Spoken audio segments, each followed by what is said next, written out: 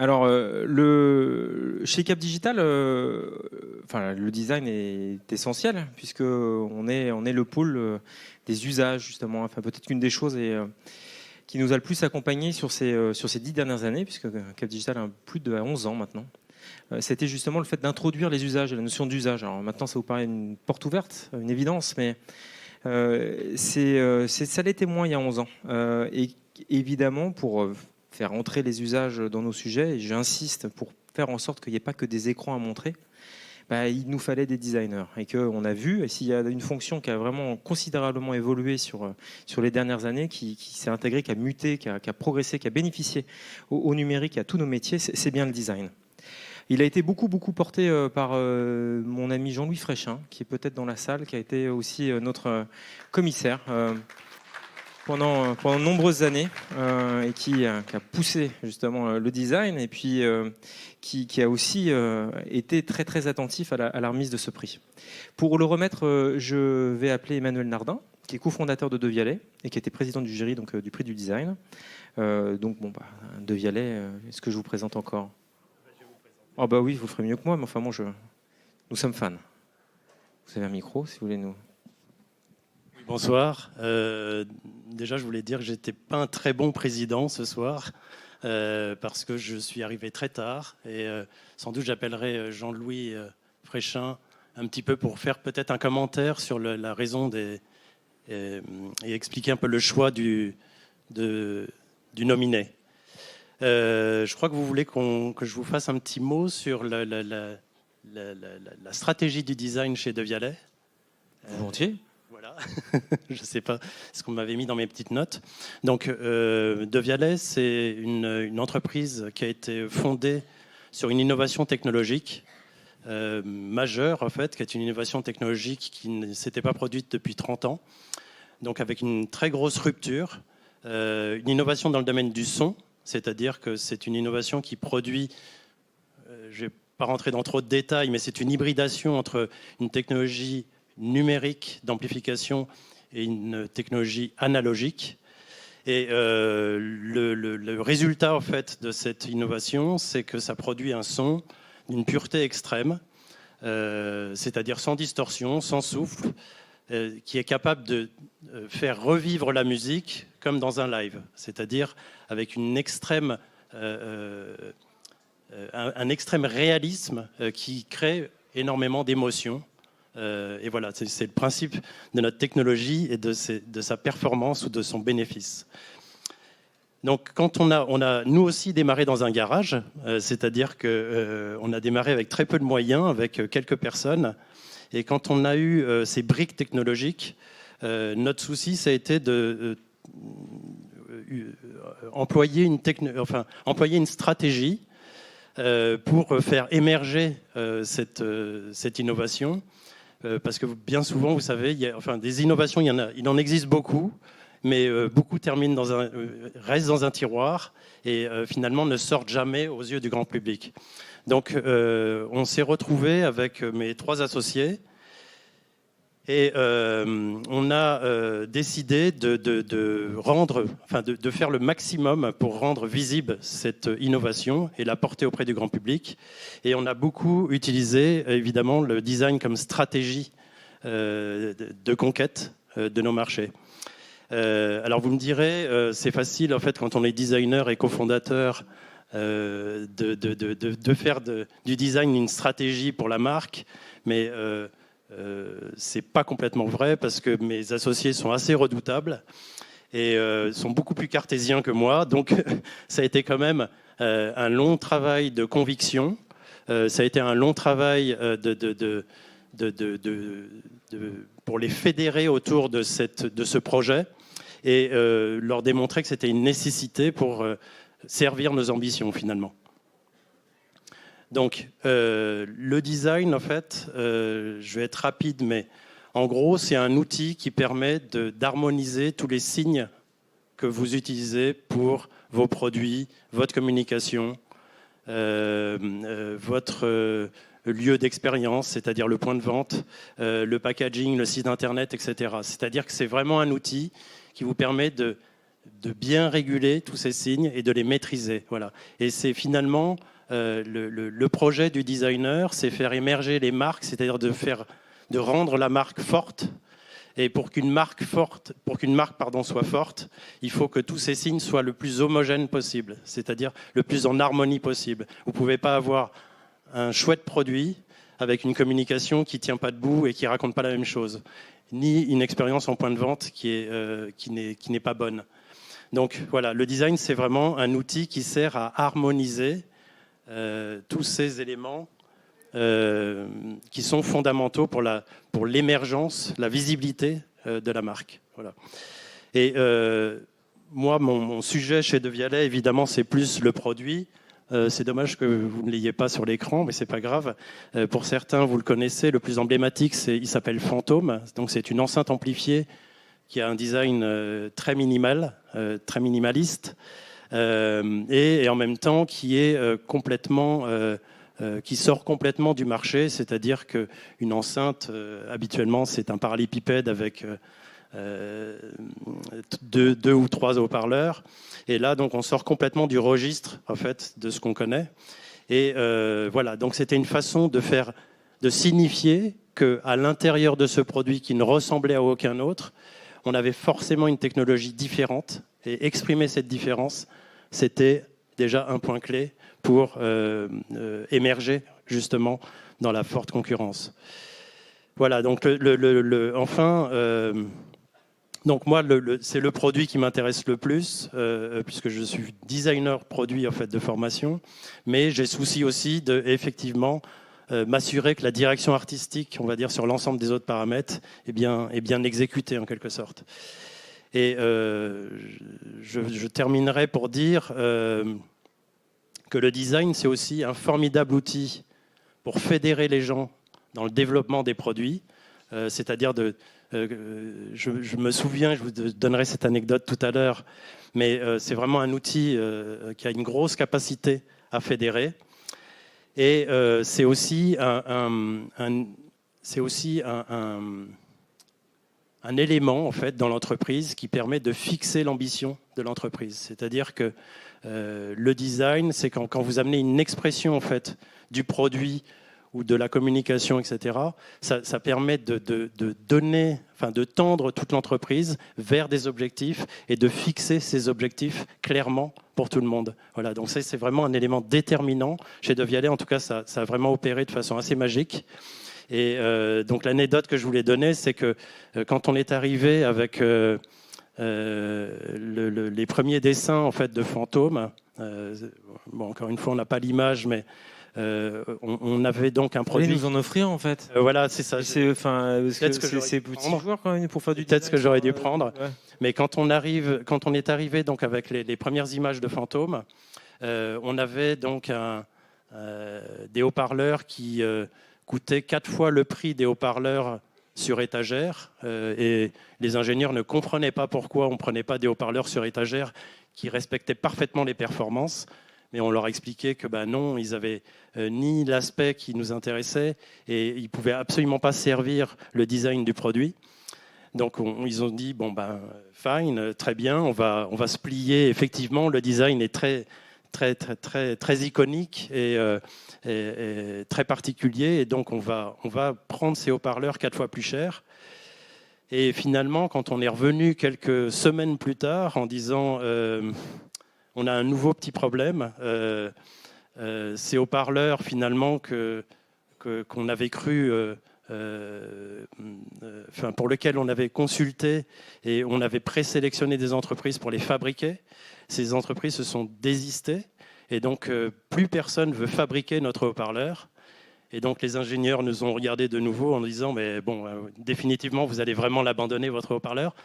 Et De Vialet a décidé et a répondu maintenant on va fabriquer l'usine pour faire ces haut-parleurs. Voilà. Donc c'est une belle démonstration en fait que le design permet de fixer les objectifs, c'est-à-dire vraiment ce qu'on veut atteindre et faire converger toute l'ambition en fait de l'entreprise vers un point précis. Voilà.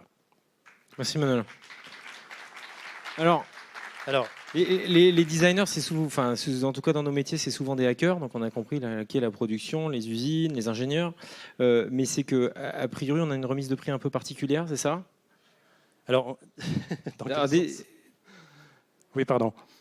Alors, alors là, il y a une enveloppe. d'accord. Et on m'a dit que où est Jean-Louis? Alors, oui, Jean-Louis viendra faire un petit commentaire peut-être. Il viendra faire des commentaires. Et les Ouais. designers, il va falloir quand même laisser la place aux autres aussi quand même. Hein. C'est parce que on est nombreux. Il y a d'autres cœurs de métier. Alors, Alors le prix du design, il est là. alors, le prix du design cette année, le prix décerné par Futur en Scène, donc un prix qui récompense l'entreprise ayant la stratégie design la plus aboutie, c'est ça? Et qui est remis entre autres donc, par Emmanuel Nardin, ici présent. Et voilà, et Futur en Scène, qui est Laetitia Benedetti, qui le est plus large événement innovation et design européen du design. Dominique Siama, donc, les écoles très importantes, donc la Strat école de design, donc dont il est le directeur et le doyen. Et Elisabeth Ducotet, qui est la PDG de Tuan. Voilà. Alors, le prix du design cette année est remis à Live in a Box. Bravo. Life in a box. Oh, vous étiez déjà debout, vous saviez? Bravo. Ouais, plaisir.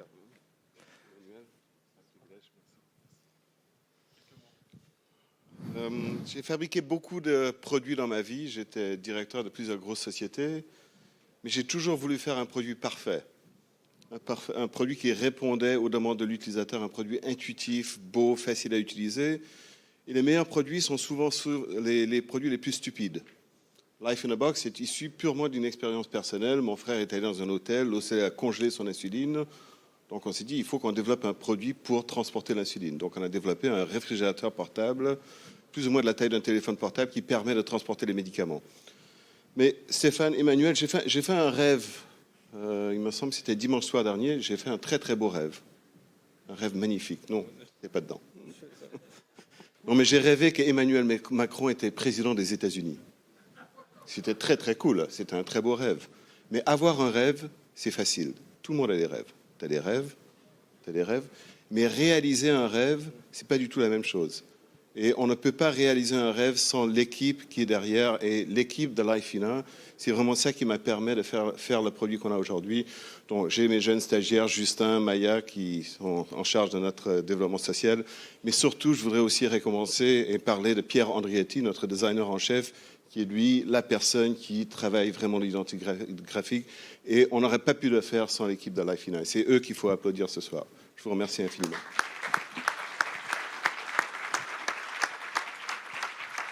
Merci. Alors, une enceinte de Vialet ou pas?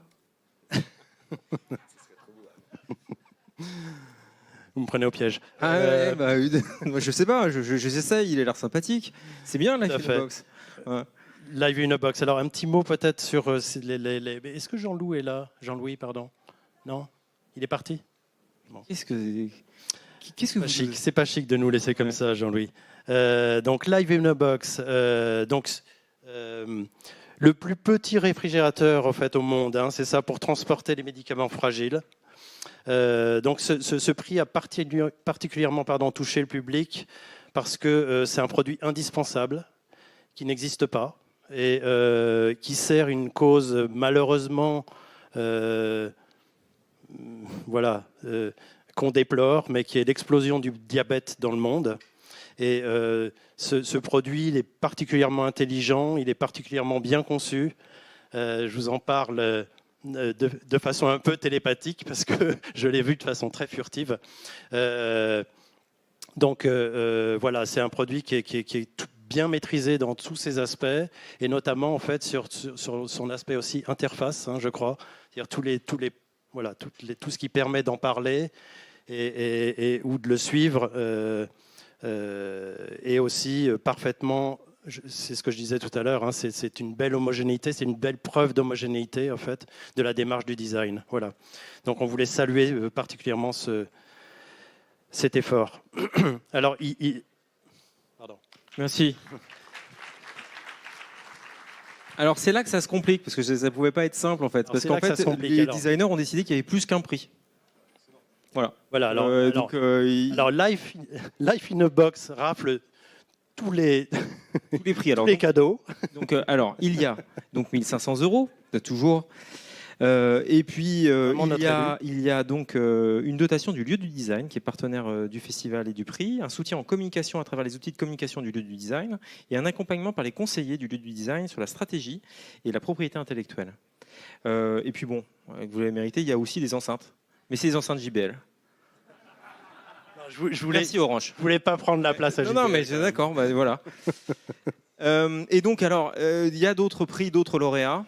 Alors voilà, il y a le jury a décidé, parce qu'il a été aussi très sensible pour 2 lauréats, en fait. Alors j'appelle la société IAO, c'est ça? IO, pardon, excusez-moi. Vous êtes reconnu, c'est bon. Système de réalité augmentée, Ah, et c'est une multirécidiviste, je comprends. contrôler les objets. Bon.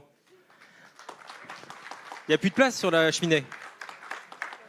Ouais. Une sorte de coup de cœur du jury, si je comprends bien. Coup de cœur du jury. Ouais, c'est sympa. Eh bien, merci. On est très très fiers. Je vous présente IO. Très rapidement, IO est une sorte de scanner 3D. Il scanne la pièce et vous pouvez créer des virtual remote control, des boutons virtuels. Je vois qu'on fronce les sourcils devant moi. Un bouton virtuel, par exemple, à cette forme, voilà. Donc IO, il est là. Tu connais mon pitch. Donc en fait, IO est là. J'ai l'application de réalité augmentée. Je crée un bouton virtuel. Je viens le placer où je veux, ici. Et quand j'appuie, j'allume la lumière, le son, le thermostat, etc. Avec les objets connectés aujourd'hui, tout est connecté sur le Wi-Fi. Donc c'est très facile d'avoir IO comme on a aujourd'hui les Amazon Echo ou les Google Home, IO connecté à tout notre environnement. Et on peut tout faire. Voilà. On peut tout faire parce qu'il y a plein de développeurs qui vont se servir de l'API. Ce mouvement, c'était l'affiche de Futur en scène d'ailleurs. Hein. C'est pour ça qu'on a le prix. Ah, je sais pas. En tout cas, c'est cohérent. Voilà. Donc c'est très cohérent. On est en train d'intégrer quelque chose de très. C'est une nouvelle expérience utilisateur. Pour la petite histoire, on est un peu geek chez IO. On a pas mal d'objets connectés. Et aujourd'hui, on est toujours avec nos écrans. Vous savez, ma mère, quand elle arrive à la maison, pour regarder la télé, c'est écran. L'application. Pour allumer le chauffage, application. Pour le son, la radio, application. Et puis, on a eu l'idée de se dire, et si la maison devenait l'interface? Et si on amenait le virtuel dans la réalité?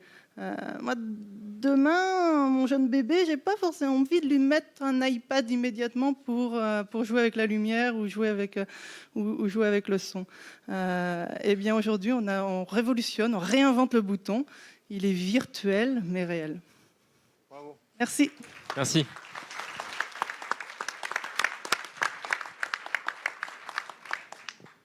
Encore une surprise? Encore une surprise. Donc voilà, il y a un 3e lauréat. Ah oui.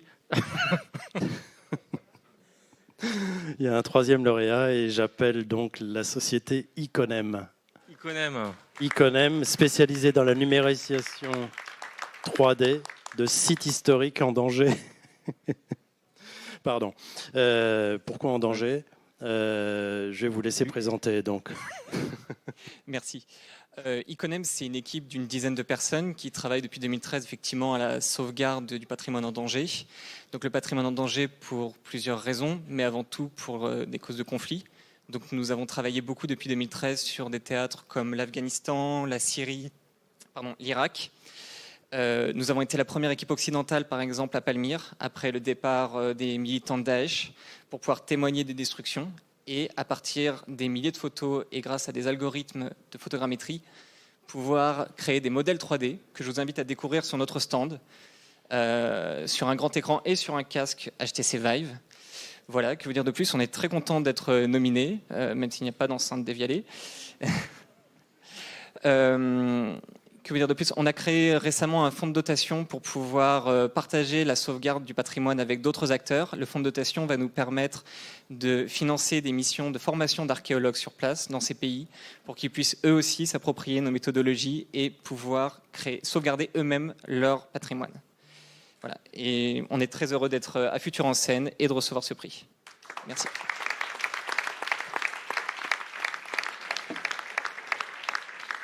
Bon, bien joué les designers, on a 3 très beaux prix très différents. Une belle brochette. Alors, le prix du design cette année, en fait, récompense ces 3 projets parce qu'ils changent la vie, la réalité et la culture. Voilà. Futur en Scène tenait à le préciser. Merci. Merci. Alors, ouais. Et je le remets officiellement au grand vainqueur. Ah oui, excusez-moi, c'est bien sûr. Merci beaucoup. Merci.